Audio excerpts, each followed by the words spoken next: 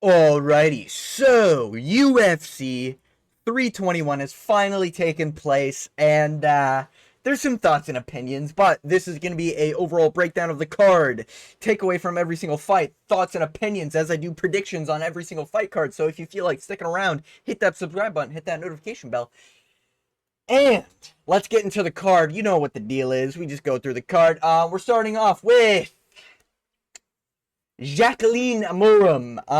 Let me just preface this.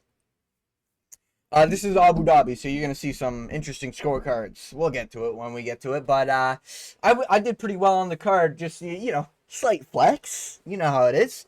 But yeah, I did do pretty well on this card. As always, I'm gonna try to leave the numbers at the top. Last couple weeks I forgot to, but it's in the description. But I'll leave it at the top at the end of this video if I remember. But yeah. That being said, let's get into the fight. Jacqueline Amorim versus Inoue. So if you're new around here, okay, I do this high-tech method of picking my women's fights. Some people, they do it based on which one's more attractive. Hey, fair play, okay? Some people use logic and reasoning, but, like, who the fuck does that for women's MMA, am I right? I do a coin flip, and it landed on Inoue. Or, sorry, it landed on Amorim. And I don't give a fuck. I don't know who these two were. I will say, though, Inoue had really good striking. Like, the takeaway here is that Inoue is like a good striker and she knows what to do on the ground, but she's not going to try to take people down. Like, she doesn't look comfortable on the ground. She looks like she knows what she's doing, but she always wants to get to her feet. I kind of like that. I'm not gonna lie. Okay, so I might be keeping an eye out for Inoue, even though she's a little inactive. She only fights, I think her last fight was like 3 years ago or something. So, yeah. I mean, she whooped Jacqueline Amorim round one. I thought it was clear in a way. Jacqueline tried to get some takedowns, got I think a takedown in round one. Didn't really do much. Round two, more of the same, but Jacqueline I think got dropped at one point. And then Inoue was just whooping her on the feet. Really good kicks and really good striking. She's good at like jabs, I guess is the way to put it. She's good at like basic combos, like 1-2s. Like she looks like she's actually trained striking, which is very rare for women's fights. So, she's got pretty good striking, I'd say, in a way. Who would have guessed? In a way, huh? Boxing fans? Boxing fans know. I'm not a boxing fan, but I browse sometimes. All right, I'll take a peek. But yeah, Mizuke Inoue dropped her in round two. Round three, I thought it was also like a clear Inoue round. Maybe you could have said like a Amorim won like maybe round one because of the control time or something like that. But even in the control time, she just looked weak. Or on the ground, she looked weak. She looked bullyable. Yeah, Amorim just looked like shit. Lost on the feet. She looks like she's never thrown a punch in her life. So we move on to the next fight. Owen won on picks there. Moving on. Azat Maxim versus Mitch Raposo. I went with Azat Maxim. And listen, man. I don't know who this was, man. The Azat Maxim I knew was the one who fought Tigir Ulanbekov and arguably won that fight. This Azat Maxim looked like he wanted to counter-strike against a very inactive boxer in Mitch Raposo. And he wasn't, like, his grappling was good, but he just hugged it too long. And that's a narrative for a lot of the fighters on this card. They just ended up hugging too much instead of like actually trying to finish their opponent like you're supposed to be doing in a fight. But yeah, as that Maxim round one, it was pretty close. You could have given it to Mitch Raposo, I think, because Mitch was doing pretty good in the boxing. Mitch was fast in the boxing, and he would crack Azat Maxim. He cracked him pretty early on in the first minute with an overhand right. And then afterwards, Azat Maxim kind of like adjusted, and he made all those overhands hit the shoulder. So it was kind of close there, but Maxim was just down on numbers in round one, I think. Every time Mitch would go in, he'd land like a body shot and then like an overhand right, and at least land the overhand right. Now, it wasn't like clean or anything, but he'd land it. Azat would throw back like one or two punches, and they typically miss. So it was kind of just like Azat Maxim getting outstruck, which was kind of surprising for me. And then Azat Maxim decided to shoot some takedowns, got some fucking takedowns. Damn, he shot 19 takedowns. It's kind of crazy. Wow, I didn't think it was that many. But yeah, he ended up trying to out-grapple Mitch Raposo. Did, towards the end of round one, did fairly okay. I think it was close, but I want to say I gave round one to Azat Maxim now that I'm thinking about it. Round two, I think, was more of a Mitch Raposo round. Unless I'm like thinking round 1 and round 2 is the same, because one of the rounds basically Azat got a takedown and he was able to stay on control, and then when Mitchell would get to his feet, he'd also get like dragged back down. That's probably why the numbers are so high here on the takedowns. But yeah, Azat just, he shot enough takedowns, he just didn't do enough with them. You know, like a lot of people just shoot takedowns. A lot of people on this card shot takedowns and they just didn't do anything with them. And it resulted in them losing the round. You know, all you really needed to do was just land a few strikes and you win that position. You know, you don't just win a position by hugging someone. You got to do more than hug someone, you know? So, Azat Maxim just didn't do enough, and I was really surprised, because in round 3, he started gassing out. Mitch Raposo was looking really good on the feet until he got taken down towards the end of the fight, but Azat Maxim just couldn't do enough, couldn't hold down Mitch Raposo enough, and Mitch, he looks good in the anti-grappling, his boxing looks good, but, I don't know, little chinny maybe, it's his first UFC win, very Adrian Yanez looking like, but yeah, he's very inactive. When someone brings a pace to Mitch Raposo, I think he'll break, as we've seen him in his other 2 fights in the UFC. I can't remember. Yeah, Sumaderji, yeah, like Andre Lima even. If you bring a pace, like a grappling pace, you should be able to beat him. Not sure why Azat Maxim just kind of just stood with him when he didn't need to stand with him. And then when he shot takedowns, he just didn't do enough with the takedowns. Like, it was just very low IQ moments from Azat Maxim. I guess he caught him now, because he's 0-3 in the UFC, I think. Yeah, you're going to have to cut Azat Maxim, even though he looks talented and skilled. He just fumbled the bag with this one. And this, in my opinion, was kind of like a layup in terms of styles. Taller, better grappler, you know, decent speed, maybe not the better boxer, but could, like, outrange him with kicks. It was just disappointing from Azat Maxim. So I got that wrong. And then we go into the win column, baby. Hamdi Abdul Wahab versus Chris Barnett. Now, I went with Hamdi, alright? I went with ham and cheese Abdul over here, okay? But if you went with Chris Barnett, I'm not going to knock you, okay? I think both of these guys fucking suck, alright? I think they're both dog shit, okay? Chris Barnett, his claim to fame is a spinning wheel kick at 40 years old, even though I know he was like 37. But you get my point, you know? And his last fight against Kennedy, I'm not going to say that last name, because my kind, you know, we're getting too close to a certain word, saying Kennedy's last name, okay? But you know, alright? The Chuck Woo, if you will, alright? We're not going to say the beginning, but yeah. Chris Barnett, he literally quit via obesity. I think he rolled his ankle or something in the walkouts. He was staring at his ankle when he was in the cage before the fight started. And this was my take. If Hamdi can throw a hard punch, he wins this fight. And it turns out Hamdi can throw one singular hard punch and then take Chris Barnett down. And that's pretty much all he did. This fight genuinely made me rethink my weight loss journey, and really made me think, like, I need to lock the fuck in, because I don't want to end up like these fat fucks. Genuinely, Chris Barnett, I'm surprised is not like 300, 400 pounds. The guy's like 5'10", barely, like, maybe an inch or two taller than me. This guy genuinely might be 400 pounds in the cage. I don't know what the weigh-ins looked like, okay? In that cage, Chris Barnett's at least 400 pounds, about to break the octagon. That guy is morbidly obese, alright? Wings of Redemption is about to fucking call this guy out. That's how fat Chris Barnett is, okay? And then Ham and Cheese over here, he's not a looker either. This guy, like, he walks around like a fucking,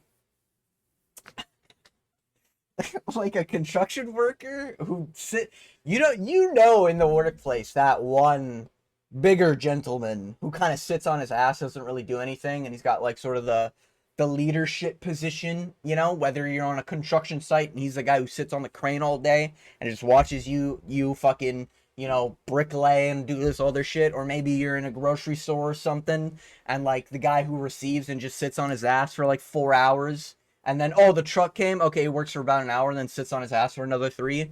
That's Ham and Cheese over here. Hamdi Abdul Wahab he walks around like he's got the most confidence in the world, man. And to be fair, he did put on a good pace here. and he got takedowns, and like actual technical takedowns. Okay, people forget, man, this guy was an Egyptian Olympian fucking champion or something like that. All right, people forget, man. Ham and cheese Abdul Wahab. Okay, ham and cheese Abdul Kebab. All right, he's pretty fucking all right when he wants to be. Yeah, and I was kind of just like, I went against Chris Barnett because he's a 40-year-old morbidly obese man. And I was right to do so. But if you pick Chris Barnett, I'm not gonna knock it to you. You know, if you lost money on Chris Barnett, I don't blame you for betting on Chris Barnett. You know what I mean? You know, we're honest around this channel. Okay, moving on. We have Nathaniel Wood versus Jose Delgado. Okay, and I went with Nathaniel Wood. Now, round one might be one of the best rounds of the year. It was a sick round. Nathaniel Wood got cracked, bro. I don't know what fucking totem of undying Nathaniel Wood has in his hands. This dude was not going. He made a promise to himself before this. He's going to use up every single fucking totem of undying he's got stored in his chests, okay? He fucking showed up and he got cracked at least 15 times, I want to say, in round one. Like getting dropped, getting up, and then Jose just landing a fucking knee up the middle, landing left hands over the top. And eventually it was just like Jose sort of like realized, oh, I'm not finishing this guy in round one. And he started to get a little sloppy. And when I was watching him like try to tee up on Nathaniel Wood, Nathaniel would throw back, but he was always like not really rangy enough. And he ended up finding that shot because Jose got a little too sloppy towards the end of round one, because it was a very busy round one, and he dropped Jose pretty bad in like the final 2 minutes of the first round. And then Nathaniel Wood started, like, he got to the back and he was doing his thing and he shot a takedown. Like, he was doing his thing in round one, man. And it was a close round by the end of it. Very clear Jose Delgado damage as well. Nathaniel Wood's fucking face was pretty fucked up. There was blood leaking from the nose. Now, round two, I get people saying it was a Jose round. I think it's a Nathaniel round, and here's my reasoning. Not just because I picked him, but also because I had money on him, but also I had $5 on Nathaniel Wood, but that's besides the point. The real reason why I thought Nathaniel Wood kind of won it, he was outpointing Delgado, and he was pushing a pace on Delgado, and Delgado was landing, but Nathaniel Wood was landing. Neither of them got dropped. Nathaniel Wood was getting hit, and he was getting tagged, but when you're looking at round two, there was already blood, like, leaking on his face at the end of round one. And I think in round two, there was no new cuts or welts or bruises, you know? It was kind of just, like, more blood coming from the nose. So I think the judges saw that, and they were just like, oh, but that is damage from round one. Let's not be too biased here. And they ended up giving Nathaniel Wood the round. And I get it, because Nathaniel Wood was doing his thing in round two. You know? It's just that he was leaking blood. It happens. But he was, like, doing his thing in round two. And then round three, thought was a pretty clear Nathaniel Wood round. He did his thing, got the takedowns. A little bit boring in round three, but both men got pretty tired. But yeah, Nathaniel Wood's game, he's fucking good, man. Nathaniel Wood is pretty fucking good, okay? Jose Delgado's also pretty good. He's got that dog in him. You know, he went to some deep fucking waters with Nathaniel Wood. But yeah, I had Nathaniel Wood winning this. I think I said by decision as well, 29-28, something like that. But yeah, Nathaniel Wood got it done. I think it was a pretty fair decision. We move on to Walter Walker taking on Louis Sutherland. I went with Walter Walker round one, heel hook submission. And you'll be surprised to find out that's exactly how he won. No idea who Louis Sutherland was. I saw he was supposed to fight earlier a couple cards ago. Don't really care too much. I just think Walter Walker's built different. And hey, guys, you know, this guy's been looking a little leaner in every fight. Am I off? Walter Walker's actually taking his heavyweight career seriously. We have a real heavyweight here, guys. You know, big dude, and he's cutting his weight, all right? So we could see a Walter Walker title shot in the near future, okay? He called out Ham and Cheese Abdul Kebab because Ham and Cheese fucking beat, as Walter Walker put it, a chonkla Peppa Pig. So, hey, you know, hey, his word's not mine, okay? But yeah, I went with Walter Walker. I don't know if anyone was on the Louis side. I didn't see anyone. I watch a lot of prediction channels. I didn't see anyone on the Luis side. I think everyone was on Volter Walker's side. I mean, Volter Walker just does Volter Walker things. Moving on, Ludovic Klein versus Mateusz Rebecki. I like Mateusz Rebecki. So far, I have a 100% win rate with Mateusz Rebecki. And the thing with Rebecki is that he is good, he is technical, he is a dog, but he gets sloppy, and you have to get sloppy with him for him to sort of win. You know, like he's one of those fighters. He's like the Goblin Cage in Clash Royale. You know, you have to get into his world. You know what I mean? But the thing with Ludovic Klein is that I knew he was just better on the feet, and I knew he was going to be more cleaner. And we saw Chris Duncan do Chris Duncan thing, and Chris Duncan's good, but Chris Duncan I think is a worse striker than Ludovic Klein. Ludovic Klein's a better striker than Chris Duncan, and if Chris Duncan outstruck Mateusz Rebecki, MMA math, 1 + 1 = 2. Ludovic Klein's got a reach advantage, you know, but yeah, it was a pretty clear Ludovic Klein around 1 and 2. I think the scorecards were really weird on this one. One of them gave it a draw. One of them gave it, which we'll get into. One of them gave it a 29-27, and then another one gave it a 28-27 or some shit like that. 28-26. There were some weird fucking scorecards on this fight, but essentially, from my understanding, one judge had either round 1 or 2 scored as a 10-8 for Klein. Another judge, or the other two judges, had round 1 and 2 scored for Ludovic Klein. And it was very clear Ludovic Klein was ahead in round 1 and 2, just whooping Rebecki. Rebecki just couldn't close the distance, couldn't get the takedowns. Guys, how good is Mateusz Gamrot, okay? All right, listen, I know he lost to Oliveira, but how good is fucking Mateusz Gamrot? Just saying. But yeah, Ludovic Klein did very well in this fight.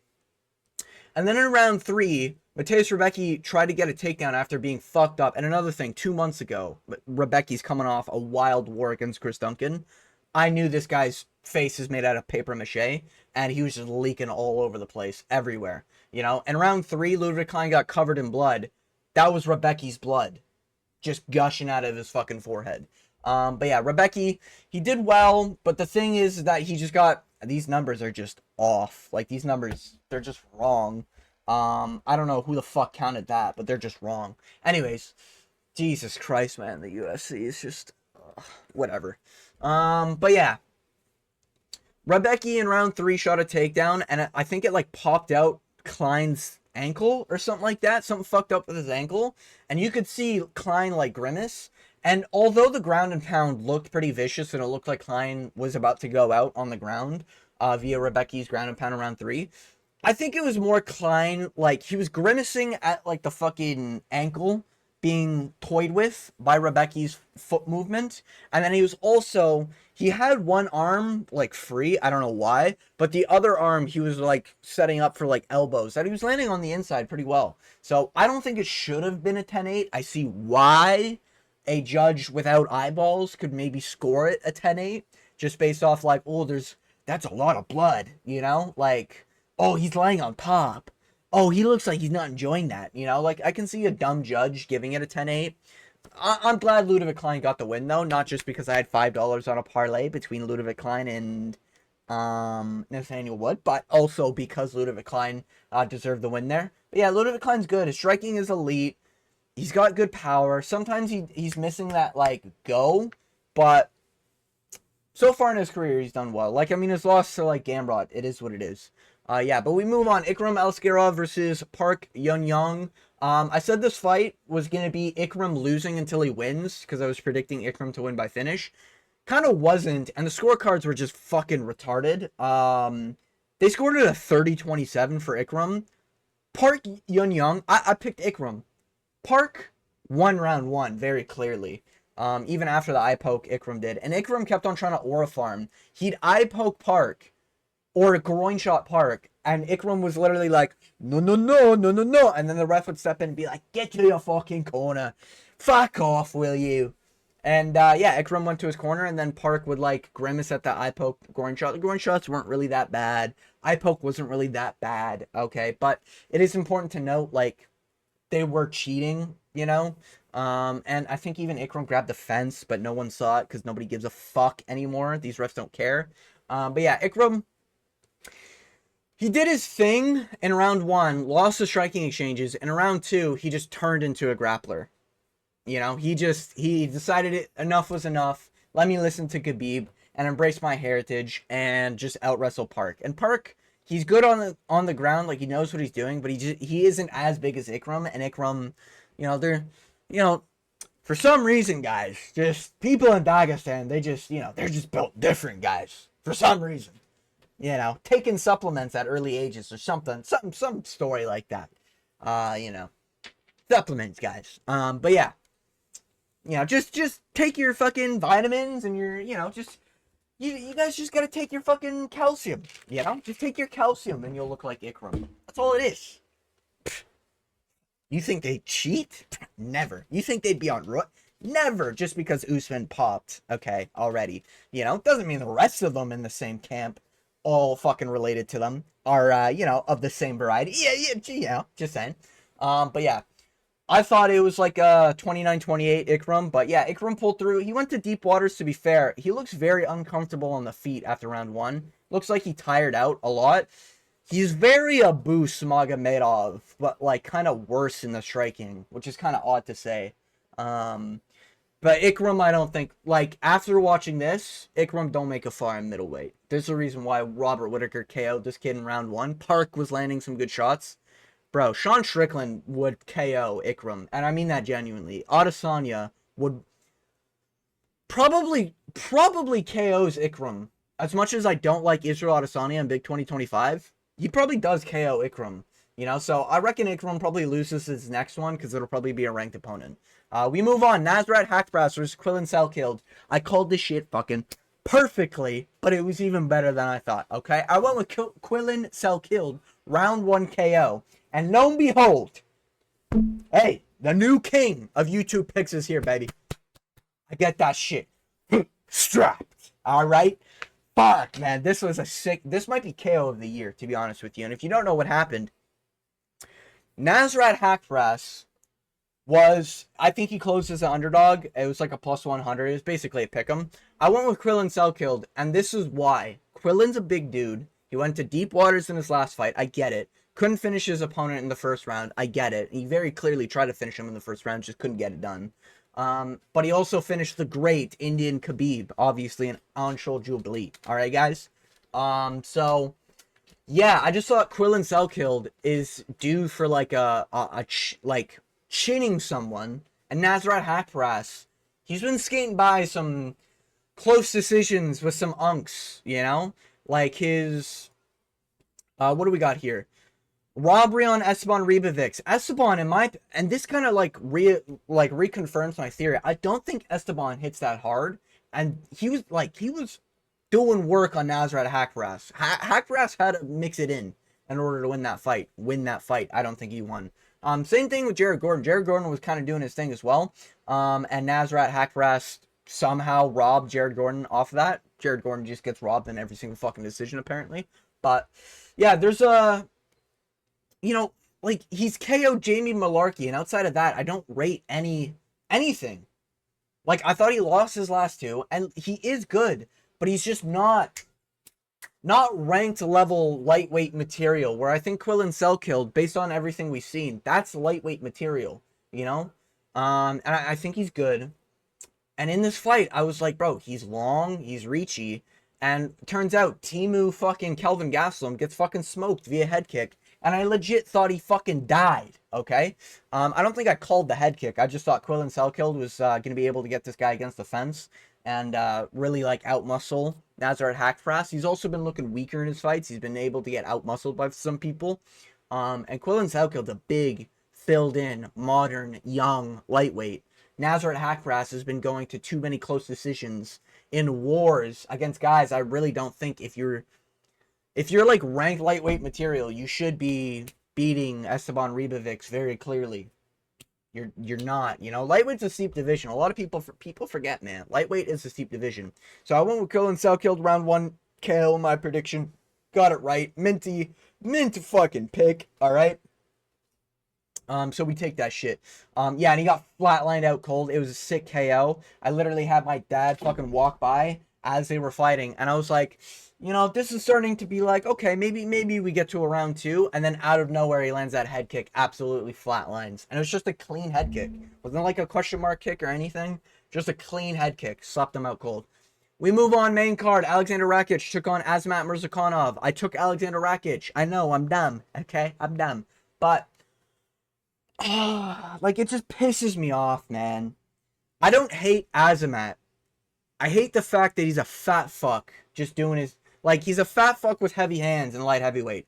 This is just a Tai Tuivasa at light heavyweight. Making a run. Somebody finish this guy. Please. He's old, too. Kill him. And Rakic is like a big dude. Like, fuck, man. I really thought Rakic was good. You know? I thought he was good, man. I'm sorry, man. Fuck. I picked Rakic. And I regret it now, but when they're in the cage, man, even when they were in the cage, I get Rakic, like, swapped coaches and everything, bro. Rakic is, like, 6'5". He's a filled-in light heavyweight. He's got good grappling skills. He's got some of the best fucking leg kicks in light heavyweight. And it's like, he just doesn't do things right. Why? You know? And shout out to We Want Picks, because I was watching their breakdown, and I obviously do my breakdowns first, and then I watch other people's. I make that very clear in my videos. But when I watched We Want Picks, Jacob, the Freckled Salamander, okay, shout out to their YouTube channel, but when I watched his breakdown, he's like, you know, I like Rakic in this matchup, but he just feels like a Cheeto Vera. And that's like the best way to describe Alexander Rakic. He has all the skills. He has the physicality advantages in a lot of his fights. But he just doesn't use it properly. You know? When he'll land a low kick or a body kick, and then he just fucking waits. And it's like, brother, you just hurt him. You know? Like, he landed a really nice body kick on Azamat, and he just stared at him. Was like, oh, let me shoot a takedown. Yank, and gets fucking right-handed down, like, or a jab, I think, put him down. It was either a jab or a right hand, but just one clean strike just put him down. And maybe early stoppage is something to be said, but yeah, just put Rakic down. And it's like, brother, what the fuck are you doing shooting a takedown all the way out of there? That's some, like, Oliveira, Ilia Topuria shit. Like, what the fuck are you doing, you moron? God damn, man. But, I don't know, maybe I need to use this as motivation, you know? Maybe I need to make my run at fucking light heavyweight, okay? Azamat's only fucking an inch taller than me at the end of the day, okay? So maybe I should just go hit the fucking gym and show up, fat fuck, and just wing overhand rights and see how far I make it at light heavyweight. Like, fuck, man. God, it pisses me off. Because Rakic could be cool, too, with his low kicks, but he's just misses the mark every time. I should have seen it! Fuck! Anyways, moving on. We have Volkov versus Jailton Almeida. Hey. Justice for Volkov. We got it, boys. We beat Jailton Almeida. We didn't get a robbery decision here. We got justice for our split decision robbery to that cheating fuck in the last fight, okay? And yes, I picked Volkov. Yes, I think Volkov won this, and I don't think there's any controversy. Jailton Almeida did what I said earlier on this card. He just hugged and didn't do anything. He got a takedown in round 1, had like 4 minutes of control time. Congrats. He didn't fucking do anything with it. He just hugged him. You know, maybe 1 or 2 strikes from top position, and that was it. And Volkov was like landing hammer fists, landing elbows on the inside. You know, he was being active, trying to get a submission going. He was hunting for shit. Like, it was just pathetic performance from Jailton Almeida. And while I did go Volkov round 2 submission, I almost got it, to be fair. He was pretty close on cranking that Kimura in round 2 by the end of round 2. But round 1, Jailton Almeida obviously got a takedown, laid on top, did nothing. Did nothing but hug him. And that's what he does. And that's why I picked Volkov. Volkov is very good. Jailton Almeida is still trying to figure out who he is in the division. You know? A lot of people look at Jailton Almeida as the only guy that can beat Aspinall and a few other things, right? We'll get to Aspinall when we get to it. But Jailton Almeida is not that guy, man. Like, oh, he laid on top Derek Lewis for 5 rounds. He's got 5 rounds of cardios, guys. Yeah, he laid on top Derek Lewis for five straight rounds, 25 minutes. Congrats. Who the fuck cares? You can't finish Derek Lewis on the ground? Are you kidding me? And you're supposed to be a jiu-jitsu specialist? You know? And if we talk about jiu-jitsu, bro, there's a good argument Volkov's got better jiu-jitsu than fucking Jailton Almeida. Jailton Almeida might have better takedowns. Volkov genuinely, in my opinion, has the better jiu-jitsu. Just saying. But yeah, round 2, Volkov kept hunting for submissions while also getting to his feet. And he landed a few shots. He landed a knee on the inside while Jalton shot a takedown. And he didn't finish Jalton. And like, Volkov is tall and more of a string bean than like Chris Curtis or Curtis Blades. How do I always mix up their name? Curtis Blades. Curtis Blades is obviously a lot thicker, and that's why he was able to stuff the takedowns better. But Volkov just wasn't, like, he knows what he's doing on the ground. And that's why I really do like Volkov. He knows what he's doing on the ground. He likes to strike. He looks like a tall Paddy Pimblett, you know?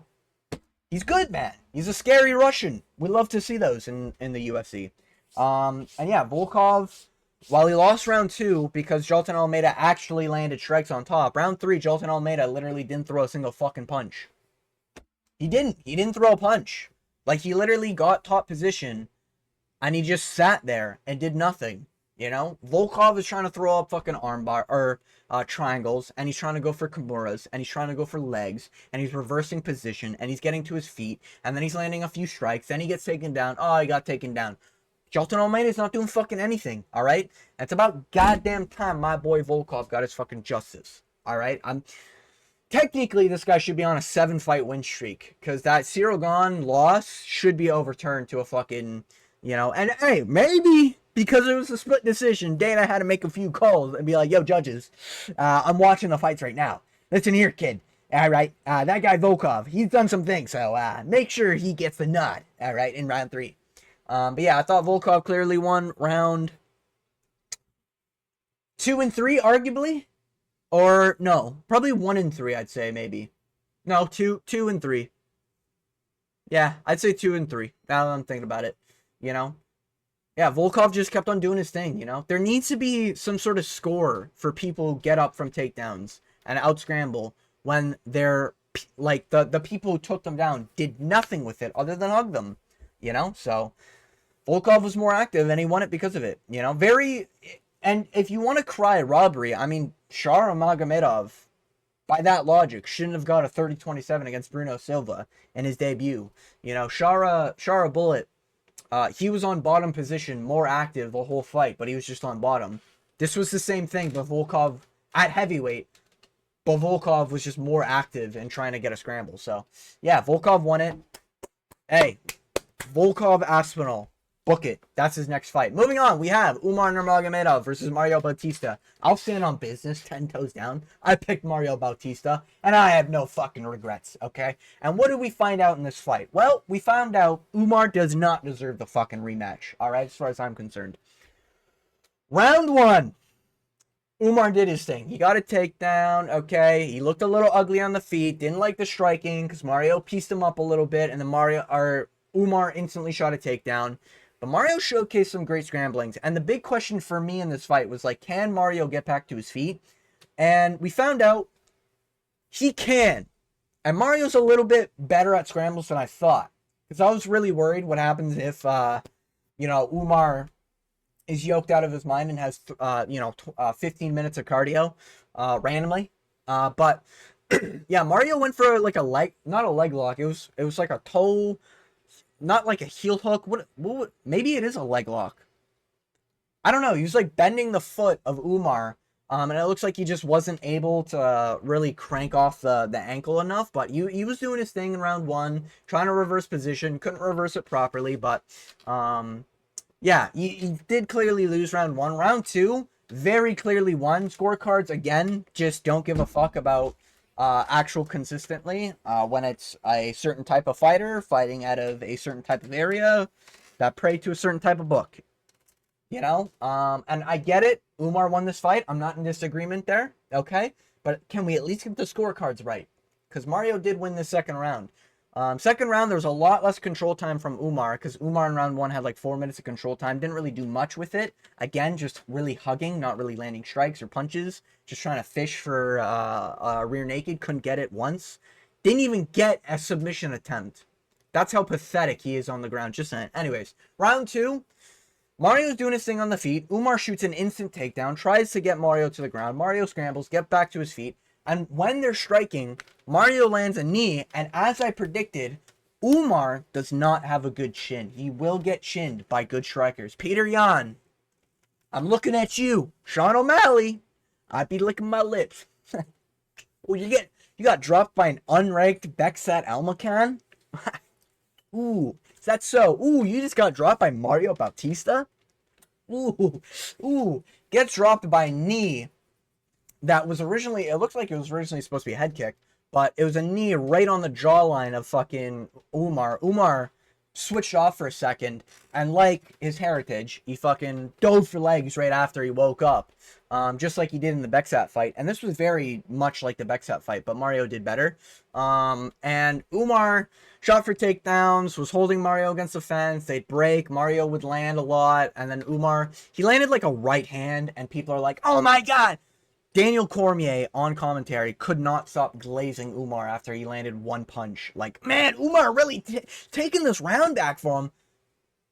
Daniel Cormier, your boy got dropped in his own country, not his own country, but his own people's area, if you will.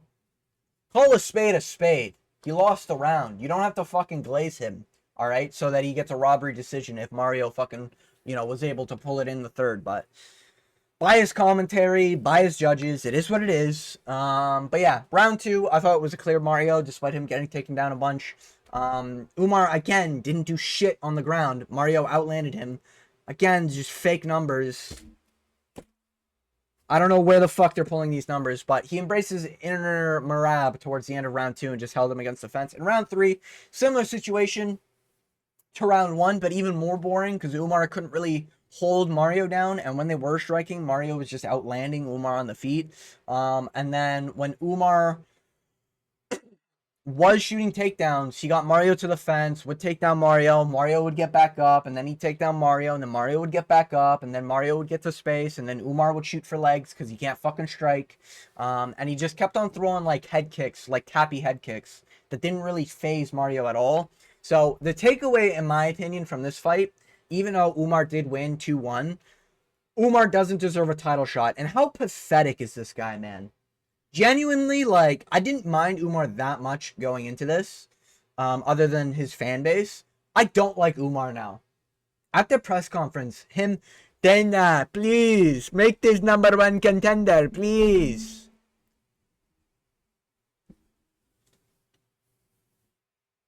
You just fucking lost. Huh? Who the fuck do you think you are? What? You lost and I hate this narrative. Oh, it was such a razor thin fucking a close fight with Marab. No, he lost a clear 3-2. O'Malley's fight was closer than fucking Umar's. Like, bro, God, these fucking, maybe I'm just off, but holy shit, these guys are just dumb, man. UFC's got to promote their narratives, I guess, but holy fuck. God, it pisses me off. And then this little fucking ass kisser, Umar's asking for a #1 contenders bout. Definitely didn't get it with this performance. All he did was hug. Congrats, you hugged for 15 minutes. Welcome to the B-Lakes. All right, you get O'Malley in December. Okay. But yeah, Umar, I think he's still chinny. I think this fight kind of proved it. I think a lot of people are going to be more open for the idea of Umar being chinny. I think he's able to get out-scrambled, which is very important, And Umar will lose the rematch. If they do a rematch, if I'm an Umar fan, I'm praying they give Umar like a layup like Figgy or something like that, where Umar can kind of clearly win the fight. If I'm an Umar fan, I'm begging they give Umar more time. He's not winning the rematch. He will probably get KO'd by Marab. He'll get flatlined by Marab. That's where I stand in the rematch. Oh, but his arm was broken. Yeah, go look at Marab's injuries. He had staph infection, which we all know what that does.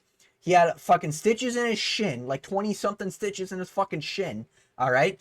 And he had another fucking, cut on his face before the walkouts. And a fucking building came down on him before he fucking went out there, okay? That's how much of a Chad Merab Dvalishvili is, okay?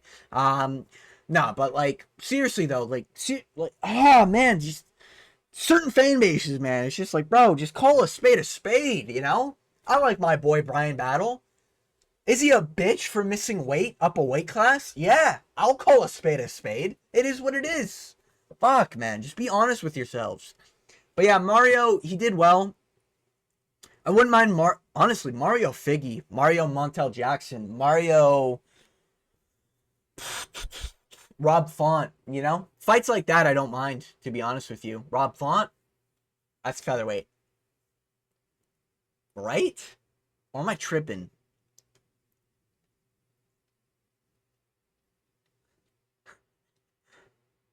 Fought Bryce Mitchell. Yeah, that was featherweight. Yeah. Maybe I'm thinking of Dan. Yeah, I think I'm thinking of Danny Ige.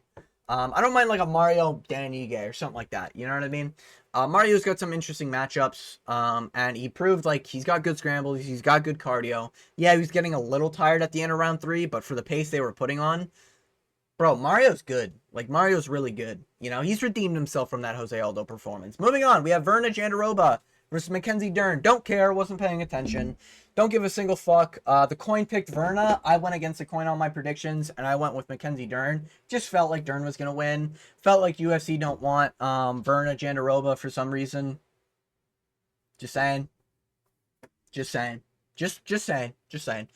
So I picked Mackenzie Dern because of UFC bias. The only thing I was worried about is Mackenzie Dern getting finished by Andrade not too long ago. So, but Verna, after round 1, I was just like, yeah, Verna's just fucked. She didn't look like she had it, you know? She didn't look like she's got good takedowns. She's no idea what she's doing on the ground. Her striking is atrocious, and it looks like she's got no pop. So, Verna sucks. Mackenzie Dern won. Mackenzie Dern sucks. Bro, honestly, what is this? Strawweight? The strawweight strap is now done. What was the women's fight? Strawweight? Yo, do Inoue fucking Mackenzie Dern. I reckon Inoue TKOs are in round 1. Moving on, we have a disappointing main event in Tom Aspinall versus Cyril Gane. Yeah, Aspinall got hit by a strike and it caused a bloody nose. Outside of that, he was doing really well and he was starting to close the distance on Cyril Gane. He was landing good on Cyril Gane. They got scrappy very early on. And then Cyril Gane landed an eye poke right directly in 2 eyes. I think it was mainly like the right eye that got affected for Aspinall. And it did seem like the fingers that were going in, it felt like it was about like that deep, I'd say, you know? I reckon like that chunk of finger went into the eye socket. It was a pretty bad eye poke. So John Jones obviously is licking his lips. He's like, yes, his weakness, finally eye pokes. You know, but I still think Tom can go on a generational run. I will say, not a good look with the reaction he had with the eye poke. He said he couldn't fucking see, mate. Couldn't fucking see, mate. Obviously, I was watching Guru during this, and Guru had a lot of copes, but I do think it was a bad eye poke. And listen, man, Cyril Gane gets away with cheating in every single fight. He should have been DQ'd. He does this shit all the time. Eye pokes, back of the head strikes. He even did it in the John Jones fight. Wasn't it a groin? I think it was a groin shot he landed on John Jones. Like, this guy cheats in every fight. Can we just call a spade, please? Get Cyril Gane out of the UFC. Cut him. This will be 4 title shots because they're gonna run it back. This will be 4 fucking title shots for Cyril Gane, by the way. Just saying. Guy who nutshots people. His biggest win is Tai Tuivasa for a number 1 contenders fight against John Jones. Wow. You know? Losing to Francis Ngannou on 1 leg. But yeah, do I think Cyril Gane had chances of winning? No, to be honest with you, I think he still gets. I think the odds will be better in the rematch for Tom Aspinall. I think it'll probably be a -200 instead of -400. Aspinall was really doing his thing, and he took some shots from Gane, and the shots that he took from Gane, I was seriously like, oh, Aspinall's not getting put out. Like, we're chilling. Like, yeah, you can say, oh, Aspinall's like, you know, kind of quit or whatever because of an eye poke. I mean, it was a very bad. Can't see, man. Triple C flashbacks, man. You know? Fucking hell, mate. Fucking bullshit, mate. The fight was just getting fucking sorted, mate. That was Tom Aspinall. That was literally like him, like being interviewed after they announced a no contest. But yeah, Cyril Gane should be cut from the UFC. cheats way too much, man. Get him fucking out. Get him out. Seriously. Like, he robbed Volkov, now he gets a bullshit title shot, cheats in the title shot to now get his 4th title shot. Just think about that. Think about that. You know, but yeah, takeaway from this fight, Aspinall, I think, is a lock in the Gane rematch, especially now that Aspinall's, he was, like, I don't mean just visibly angry. Tom Aspinall looked like he was pissed. Like, actual, like, I'm gonna fucking, like when Guru does his fucking, Aspinall impression, taking a fucking picture of my kids, mate. Yeah, get over here, mate. Yeah, fucking, yeah. Come by London, yeah? Come to London, yeah? See what happens, yeah? Fucking take a picture of my fucking eye poke me, mate. Have you ever been fingered by an MMA fighter? What would it take? Turns out a Frenchman in Abu Dhabi, role-playing Abu Dhabians, and eye poking Tom Aspinall is what it took to finger an MMA fighter. Yeah, it's just, what a weird finish to the card. Sucks for Aspinall. Very weak look from Aspinall because he was crying. I know why he was crying, but obviously you don't want to see men cry in today's day and age. But yeah, John Jones is probably licking his lips like, huh, I didn't. Oh, he's weak to eye pokes, is he? You know, John Jones only has been getting away with eye pokes for the last fucking 20 decades. Or I guess 2 decades, we'll say. I meant to say 20 years, not 20 decades. But yeah. So this will be an interesting fight in the rematch. They'll probably book it. To be honest with you, they could put it on 323. I wouldn't mind that. Fuck Ciryl Gane. Ciryl Gane should be cut from the sport. That's my opinion. Ciryl Gane fucking cheats in every fight, and it's just a matter if he gets away with it or not. He wins a fight when he's able to cheat against Tai Tuivasa, and he'll lose a fight when he's not able to cheat. He literally dropped Tai Tuivasa with back of the head shots. He's just a dirty rat cheat. So yeah, it is what it is. That's been my picks and that's been my breakdown for UFC 321. Stay tuned for Garcia versus Onama next weekend. And yeah, if you made it all the way to the end of the video, I want to thank you for watching. And as always, hope you have a good day.